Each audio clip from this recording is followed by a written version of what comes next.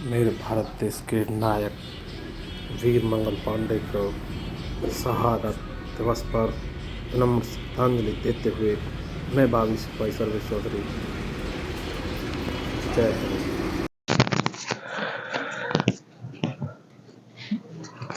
बागी सिपाही सर्वेश चौधरी की तरफ से सभी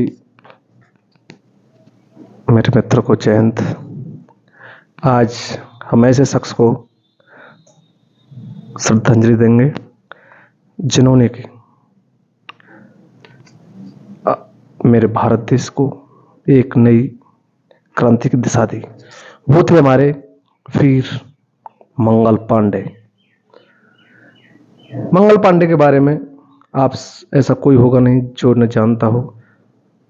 सभी से कम समय में, कम बातों में ही मैं थोड़ा बहुत मेरे पास जो जानकारी है मैं उसके हिसाब से थोड़ा बहुत आपके सामने प्रस्तुत करना चाहता हूं।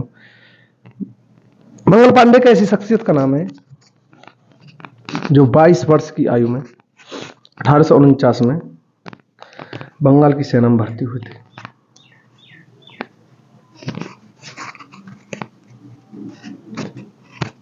पुलिस के लोग, सेना के लोग, जब तो एक ही था सब कुछ।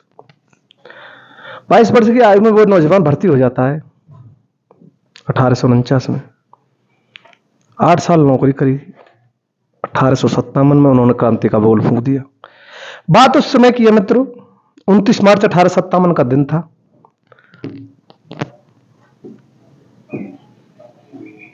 एक स्थान है बैरकपुर जो कि पश्चिम बंगाल में है।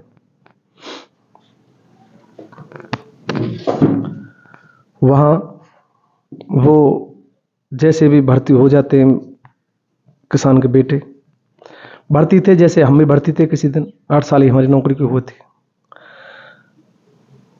वैसे तो वो अपने क्रियाकलाप के लिए मशहूर थे, बहुत ही ईमानदार, बहुत ही नेक इंसान थे। उनके नाम से भारत सरकार ने डाक टिकट भी जारी कर दिया। मित्रों, ऐसी क्या आफत पड़ी, ऐसा क्या हुआ कि एक सिपाही का दिल बदल जाता है और उनको घातक कदम उठाना पड़ जाता है। इसी बातों में जब उनको पता चला, अंग्रेज वैसे तो क्रूर थे, वो ना हिंदू को मानते थे ना मुसलमान को मानते थे, लेकिन सबको धर्म को मानने की आजादी तो हमारी फोर्स में भी है। कोई किसी भी धर्म का होगा, आज भी आजाद तो सभी हैं, अपने अपने धर्म को मान सकते हैं। लेकिन वहां क्या था कि एक बार अंग्रेजों ने विश्लेषण किया कि इस देश को ईसाई कैसे बनाना है। उन्होंने हिंदुओं की आस्था का प्रश्न गाय और मुसलमान जिससे नफरत करते हैं वो सुअर, गाय और सुअर की चर्बी युक्त कारतूसों को उनके ऊपर एक पेंसिल लगाई से उसको मुंह से छीलना पड़ता था, तो वो सभी में मिक्स कर दिए। जैसे ही उनको पता चली मंगल पांडे को, तो मंगल पांडे ने कहा ये तो बहुत बड़ी गड़बड़ है, और उन्होंने अपने आसपास उन्होंने थोड़ा बहुत काम किया है। मुझे इससे ऐसा प्रतीत होता है जब उनकी और ह्यूसन और एक और कौन से बो जे के वो क्या नाम था उनका, अंग्रेजी अधिकारी, उनसे जब लड़ाई होती है तो पूरी बटालियन वहीं थी। उन्होंने किसी ने भी मंगल पांडे को रोका नहीं था। एक थे बस खाली, क्या नाम था उनका,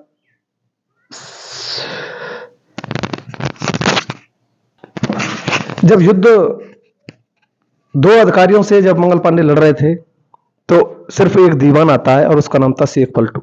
उसने उनको कमर पे पीछे पकड़ लिया, लेकिन किसी की भी हिम्मत नहीं थी और किसी सिपाही और हेड मॉडरेटर जितने भी थे वहां पर बटालियन में, किसी ने उनको पकड़ा नहीं था। इसका मतलब ये संदेशा है, और कई किताबों में भी लिखा है कि मंगल पांडे ने सभी से बात कर ली थी कि इसको विद्रोह करना, अंग्रेजी कानून को भगाना है। एक किताब इंग्लिश टेलर PJO ने लिखी है, what really happen during the mutiny, day by day account of the major events 1857-59 में इन इंडिया में लिखा है। और वो ह्यूसन ने अपनी तलवार, एक किताब का जिक्र और है उसमें, JW के जॉन विलियम काय ने अपनी किताब a history of the sepoy war in India 1857 से 1858 लिखा था। इन्होंने लिखा था कि 1757 में प्लासी के युद्ध के बाद 100 साल बीत जाने पर 1857 100 साल हो जाते हैं, उससे ऐसा प्रतीत होता है कि 1857 में अंग्रेजों को भारत खाली करना पड़ेगा। एक हमारे भारत के भी एक मशहूर इतिहासकार रुद्रांश मुखर्जी अपनी किताब डेडलाइन 1857 रिवॉल्ट अगेंस्ट द राज भी, तमाम किताबों का जिक्र वैसे तो हुआ है, ये कोई हल्की बात नहीं थी अंग्रेजों के खिलाफ लड़ने की। मैंने आपको 3 किताबों के नाम है, 2 इनमें इंग्लिश किताब थी, एक इनमें हमारे भारत के लेखक थे रुद्रांश मुखर्जी। तो ये सिपाही विद्रोह का मतलब हल्की में तो बात लेना नहीं चाहते। अब आ जाती है बात उन बलिदानियों की, मंगल पांडे जी की। मंगल पांडे जी लड़ते लड़ते शेख पलटू ने उनको पीछे से पकड़ लिया। अब उनको पकड़ के कारागार में डाल दिया गया। कारागार में डालने के बाद उनको कोर्ट मार्शल वगैरह क्या कार्रवाई होती थी वो की। उनको सजा का ऐलान हो गया कि उनको 18 अप्रैल को फांसी की सजा होगी। अंग्रेज इतने हरामखोर थे उस टाइम, उन्होंने 18 जैसा कि भगत सिंह की तारीख से पहले भगत सिंह और उनको फांसी दे दी थी, ऐसे ही एक वीर को उन्होंने 18 अप्रैल के बजाय 8 अप्रैल आज के दिन ही 1857 में फांसी पर चढ़ा दिया।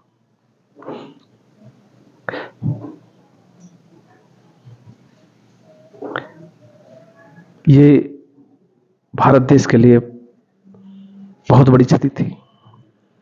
एक ऐसे योद्धा को, एक ऐसे बागी को, अंग्रेजी कानून के बागी को, जो कि उस टाइम गुलामी में होते हुए भी उन्होंने अपना स्टैंड दिखाया। मित्रों, मैं आज के युग में सभी अपने मित्रों से एक बात ही कहना चाहता हूं,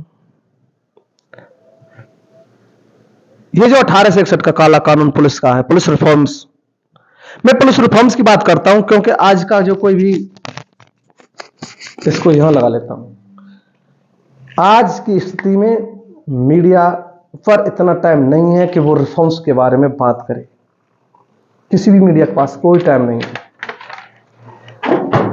जब जब भी मैं लाइव आया हूँ, हो सकता है मैं किसी अन्य बातों पर भी मैं वीडियो डालता हूं, लेकिन बात ऐसी होंगी जिसमें कि गुलामी की नाम नहीं होगा। सिर को धड़ से अलग हो सकता है, लेकिन गुलामी की बात अभी तक मैं नहीं कर रहा।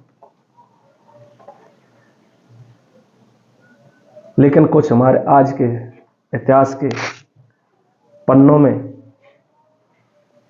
जो कि चमचे जो पुलिस विभाग में इतने भर्ती हो गए ना, ऐसे चमचे पहले वहां भी थे। जब तक उन्होंने विद्रोह नहीं किया था तब तक उनके अंग्रेजों के पिल्ले उनके पास किया था, साहब ऐसा बात है, वहां तो विद्रोह करने की साजिश चल रही है, पूरी पुलिस फोर्स को बरगलाया जा रहा है। ऐसे आज की स्थिति में भी मुझको भी बर्खास्त करने में ऐसे लोगों का अहम रोल है। मैं मित्रों ज्यादा बात आज करने चाहता हूं, मैं सभी से कहता हूं भाई हमारे वीर को याद करें। मेरी वीडियो को अच्छी लगे तो उसको शेयर करते रहें। वीडियो आएंगी, डेली वीडियो आनी है, हर स्टेप पर वीडियो आनी है। और 1861 के गुलाम कानून को खत्म करने के लिए आजाद हिंदुस्तान का सिपाही खड़ा है। शेयर करना आपके हाथ में है, बोलना मेरे हाथ में है। बोलूंगा मैं, आईना समाज को दिखाऊंगा मैं कि हमको, मेरे भारत देश के सिपाहियों को 1861 के गुलाम कानून में, अंग्रेजों के गुलाम दुर्दांत कानून में कैसे जकड़ रखा है। बहुत बड़ी बात है, बहुत बड़ी बात है। आगे आगे देखना, मैं तमाम पूर्व डीजीपीओं की आपको स्पीच सुनाता चलूंगा, तमाम पूर्व आईपीएस अफसरों के पूर्व। लेकिन जब ये होते हैं तब ये कुछ करने वाले नहीं होते हैं।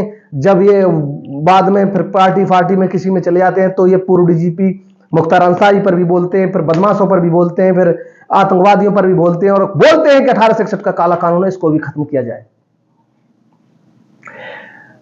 मेरा सिर्फ एक लक्ष्य है कि भारत देश से 1861 का काला कानून खत्म हो। मित्रों, मुझे 6-7 वर्ष हो गए नौकरी को छोड़े, 8 वर्ष मैंने नौकरी करी थी। हो सकता है उनकी रगों में शायद खून नहीं है, जो रंग में ईमानदारी का खून ही नहीं दौड़ता है, जो मेरी बातों को अनसुना कर देते हैं। अरे यार, मुझको क्या मतलब है, मैं जैसे भी हूं मेहनत मजदूरी करके अपने बच्चों को पाल रहा हूं, फिर भी मैं इस भारत देश के अंदर कोई बोलने वाला नहीं है और मैं बोल रहा हूं, तो यार सपोर्ट तो करने के लिए बने हो।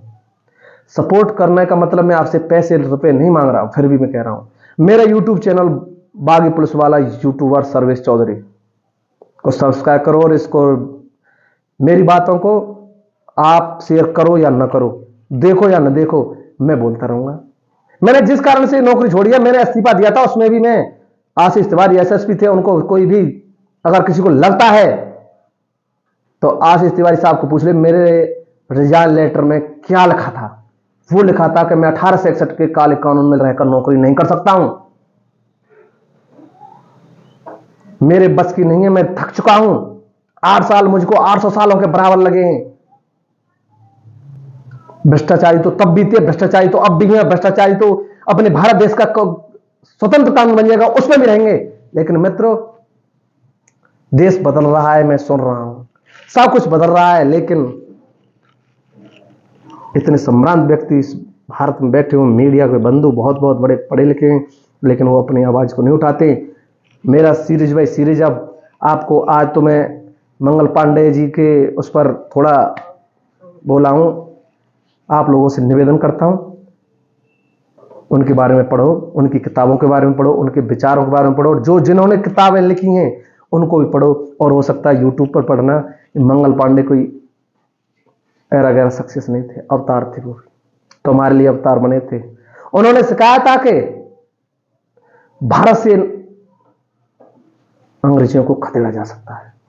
और मैं भी आपसे कह रहा हूं, मैं अकेला हूं, कोई बात नहीं, किसान का बेटा हूं, कोई बात नहीं, मेहनत मजदूरी करता हूं, कोई बात नहीं, सच्चाई से खाता हूं, कोई बात नहीं, मुझ पर जो आपत्ति आ रही है वो कोई बात नहीं, झेल लूंगा।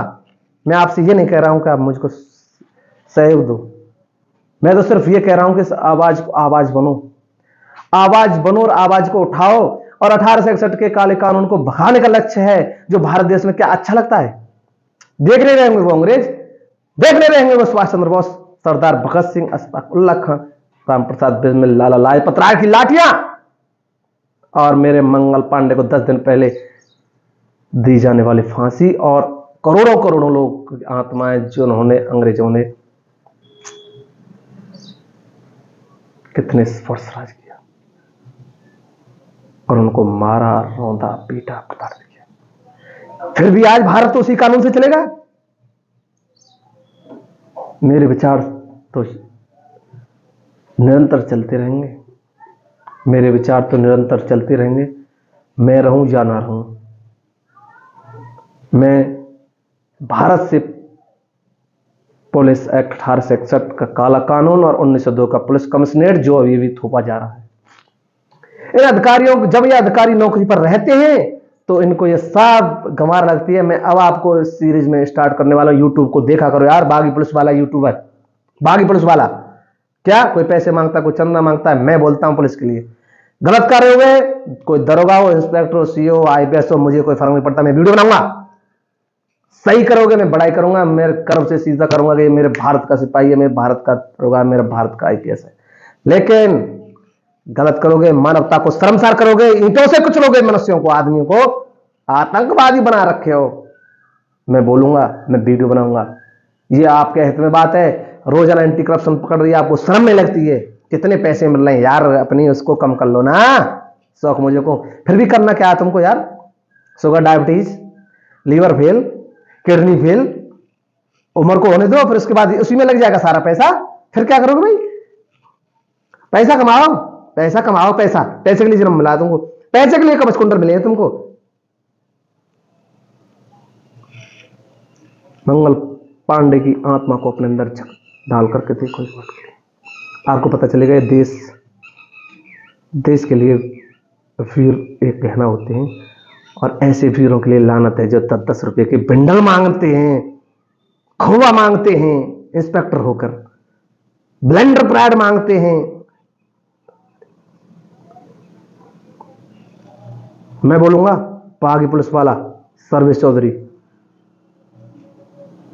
एक बार और मेरे वीर मंगल पांडे को विनम्र श्रद्धांजलि देते हुए अपनी बात को करता हूँ। भागी सिपाही सर्वेश चौधरी, मां नगरी मथुरा। जय हिंद, जय भारत। मंगल पांडे जी के बारे में अवश्य पढ़ें। भारत माता